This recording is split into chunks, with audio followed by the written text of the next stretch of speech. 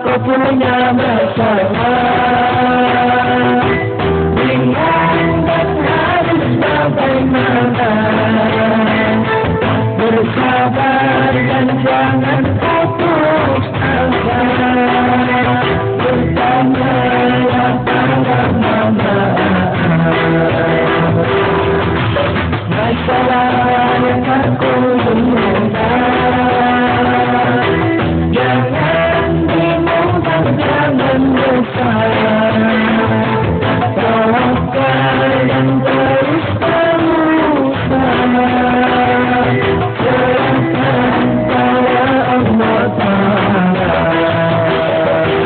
Insya Allah, insya Allah, insya Allah ada solusinya. Insya Allah, insya Allah, insya Allah Allah beri jalan. Assalamualaikum warahmatullahi wabarakatuh.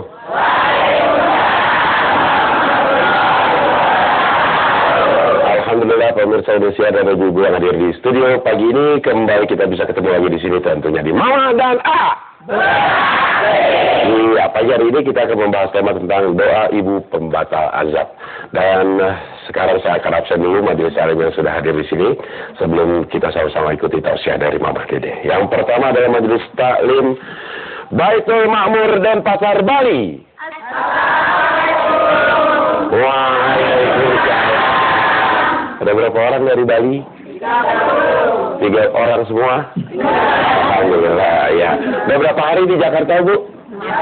Udah 2 hari. Ya, terima kasih sudah. Bajunya baru ya, Bu ya? Udah lunas? Belum. Jauh-jauh belum lunas ya. Yang berikutnya adalah majelis alim Al-Amin Purwokerto.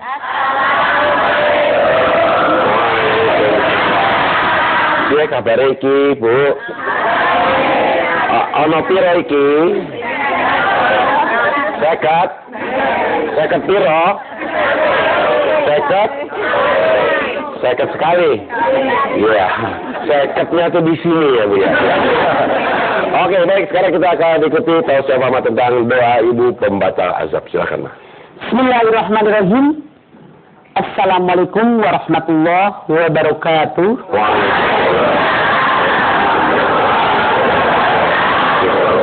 Doa ibu rangkal azab. Apa sih yang disebut dengan azab? Azab berarti bahasa berasal dari kalimat akoba yukibu, artinya balasan atau siksaan. Sementara menurut bahasa Indonesia yang namanya azab, siksaan yang dihadapi oleh manusia atau makhluk yang lain yang dikirim oleh Allah. Jadi artinya yang namanya azab yaitu siksaan yang menimpa manusia sebagai balasan. Nah, ini tekanannya. Sebagai balasan karena mereka mengerjakan perbuatan yang dilarang oleh Allah. Kemudian juga yang namanya azab itu pelajaran buat orang-orang yang beriman. Maaf, karena kadang-kadang misalnya sekampung kebakaran, banyak maksiat, tapi kan ada orang berimannya. Nah, ini siksaan bagi orang yang mengerjakan larangan Allah, tapi merupakan peningkatan keimanan buat orang-orang yang sudah beriman. Oh, begini toh azab Allah. Dengan melihat azab Allah, iman mereka semakin meningkat. Saya ambil contoh. Betapa banyak dalam Al-Quran orang-orang yang mendapatkan azab dari Allah. Misalnya saja di zaman Nabi Nuh. Yang namanya panggangan roti itu kan disimpan di tanah. Kemudian aneh tapi nyata, dalam surat Hud dikatakan, dari panggangan roti ini keluar air, memancar, terus nyembur. Itu azab yang diberikan kepada kaum Nabi Nuh yang tidak mau beriman kepada Nabi Nuh. Hanya sedikit yang beriman. Akhirnya Allah perintahkan Nabi Nuh membuat perahu. Nabi Nuh dengan pengikutnya membuat perahu di atas gunung. Mereka mentertawakan Nabi Nuh. Aneh, di gunung bikin perahu. Perahu kan buat di lautan. Tapi Tapi itu perintah Allah. Akhirnya banjir bandang datang. Dalam surat Hud ayat 42 Allah berfirman, dan banjir datang itu gelombang seperti besarnya gunung. Artinya dahsyatnya gelombang itu seperti gunung. Ngegulung seperti itu. Kemudian Nabi Nuh bilang kepada anaknya, naik ke sini, naik beserta mereka kami. Anaknya bilang, tidak ayah, aku akan naik ke gunung yang lebih tinggi dan selamat dari banjir. Nabi Nuh bilang, saat ini tidak ada satupun yang bisa menolong kalian kecuali hanya Allah, beriman kepada Allah. Anda bayangkan, seorang ayah melihat anaknya ingkar, berenang dalam gelombang lautan yang menggunung tadi, pasti ngeri. Sampai anaknya kelelep dalam gelombang. Masya Allah. Ini yang pertama adalah azab bagi orang yang tidak beriman. Mereka bisa menyaksikan. Kemudian yang kedua, pelajaran bagi orang yang beriman, itulah akibat dari perbuatan yang melanggar larangan agama. Kita lihat contoh lagi. Nabi Syuaib. Anda lihat dalam sejarah. Kalau Anda pernah Nabi Saleh, kalau Anda pernah itu umroh, pergi Anda ke Madain Saleh, itu ada negaranya Nabi Saleh ya, dong? Ya. Kita pernah ke sana. Itu di situ ada kota, hanya gunung-gunung batu. Sejarah menyampaikan kepada kita ketika Nabi Saleh diberikan oleh Allah Subhanahu wa Ta'ala mukjizat berupa onta yang keluar dari belahan batu. Kemudian Allah memberikan perintah kepada Nabi Syuaib agar onta ini diberikan minum hari tertentu. Ternyata mereka tidak memberikannya, bahkan onta tadi dibunuh. Maka Allah kirimkan azab kepada mereka. Di zaman Nabi Sulaiman, Anda lihat lagi, ada di negeri Sabah, dalam surat Sabah ayat 16 Allah menyatakan, di negeri Sabah itu ada perkotaan, perkampungan di mana ladang mereka subur makmur lojinawi dengan hasil tanaman yang melimpah ruah, rasanya sangat lezat semuanya, baik umbi-umbian, buah-buahan, sayur mayur, biji-bijian, kacang-kacangan. Allah perintahkan penduduk Sabah ini untuk beriman kepada Allah, mensyukuri nikmat Allah. Tapi apa yang terjadi? Mereka bukan bersyukur dengan nikmat Allah, bahkan mereka berpoya-poya dengan nikmat Allah, tidak bersyukur dengan nikmat Allah. Anda lihat dalam surat Sabah dikatakan, lalu kirim oleh Allah azab berupa banjir bandang yang melanda negeri mereka. Punah semua tanam-tanaman mereka, di antara mereka banyak yang mati. Lalu setelah selesai banjir bandang yang azab Allah kirimkan kepada mereka yang tidak bersyukur dengan nikmat Allah, Anda lihat dalam Al-Quran, Allah tumbuhkan tumbuh-tumbuhan mereka dengan subur makmur. Cuma rasanya berubah jadi getir dan pahit. Kenapa? Azab dari Allah. Banyak lagi sejarah dalam Al-Quran yang mengabarkan kepada kita azab dari Allah itu bagaimana datangnya, karena mereka melanggar larangan Allah. Sekarang, apa sih yang bisa menyelamatkan kita dari azab Allah yang maha pedih? Di antaranya Rasulullah SAW bersabda, kalau kita berbakti kepada orang tua, maka orang tadi terjauh dari azabnya Allah. Ridullah fi ridul walidain, suhtullah fi suhtul walidain. Ridhonya Allah di atas ridho orang tua, murkanya Allah di atas murka orang tua.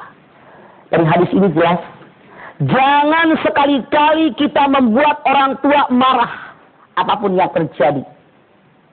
Selalu membuat orang tua kita senang, walaupun dalam tanda kutip orang tua menyebalkan kita. Kapan orang tua menyebalkan kita?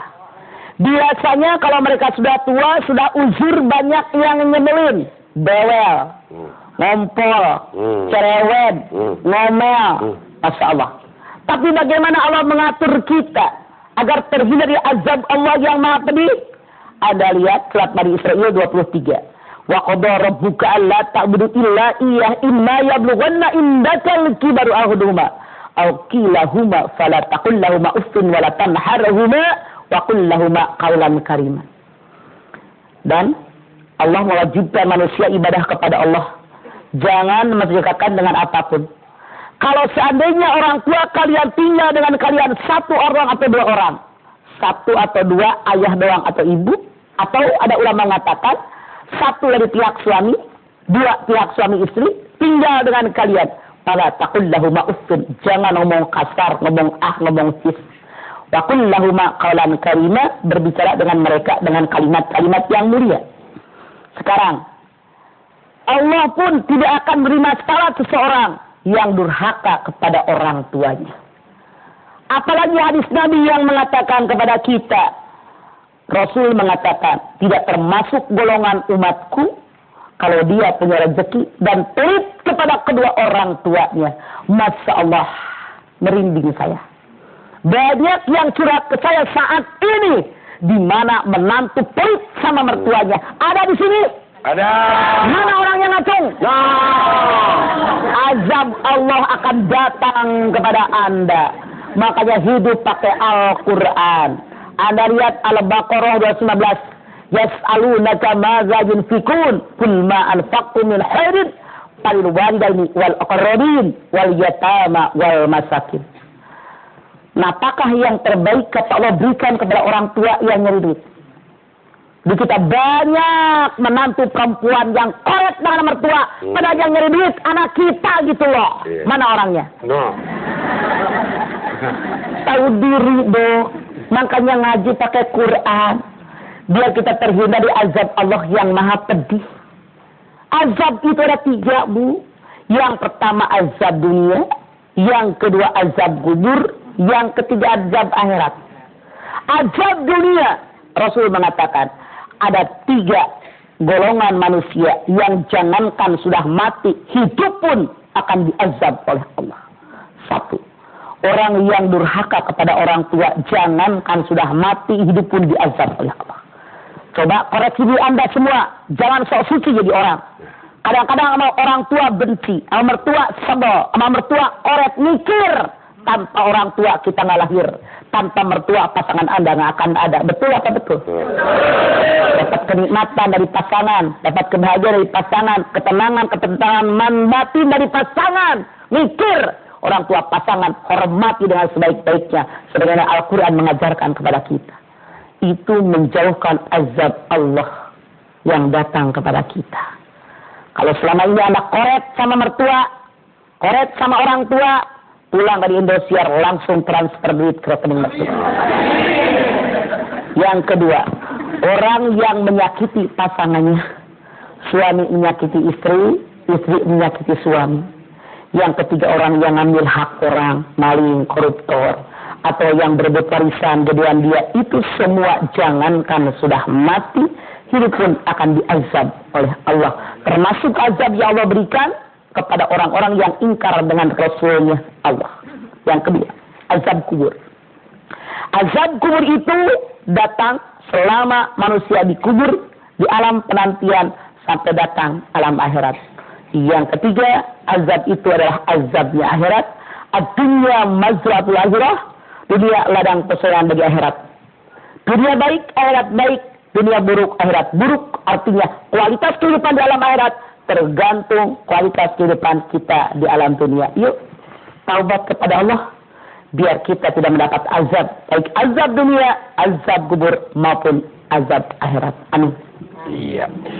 Baik, itu dia pertanyaan Mama untuk tema kita di pagi hari ini tentang doa ibu pembatal azab. Dan saya ingin informasikan buat Anda yang ingin majelis taklim hadir di sini, silakan saja didaftarkan melalui email di mama.aa.beraksi@indonesia.com dan jangan lupa untuk mencantumkan di subjeknya daftar. Buat Anda yang sudah mendaftar tidak usah mengirim email berkali-kali karena kita pasti sudah catat, tapi memang harus menunggu. Banyak mah ya antriannya mah. Jadi kalau nggak sabar, ada yang berkali-kali. Iya, dan ngirim lagi, iya gitu. Kalau yang begitu, Mama juga saya punya utang. Iya, benar. Lagi dulu, benar. Jadi buat Anda yang sudah ngirim harap bersabar, karena memang ada 2 tahun lah. Ada waiting listnya. Ibu daftar berapa lama? 6 bulan. Alhamdulillah. Ya, yang dari Bali berapa lama? 6 bulan juga, ya. Yang ini dari mana, Bu? 2 tahun. 2 tahun. Rata-rata 2 tahun sampai 2 tahun setengah. Iya, 2 tahun. Memang begitu. Alhamdulillah, ya. Iya, baik, buat ada yang ingin bertanya melalui email juga bisa, silakan di mama@beraksi@indosiar.com. Jangan lupa untuk dicantumkan di subjeknya curhat dong.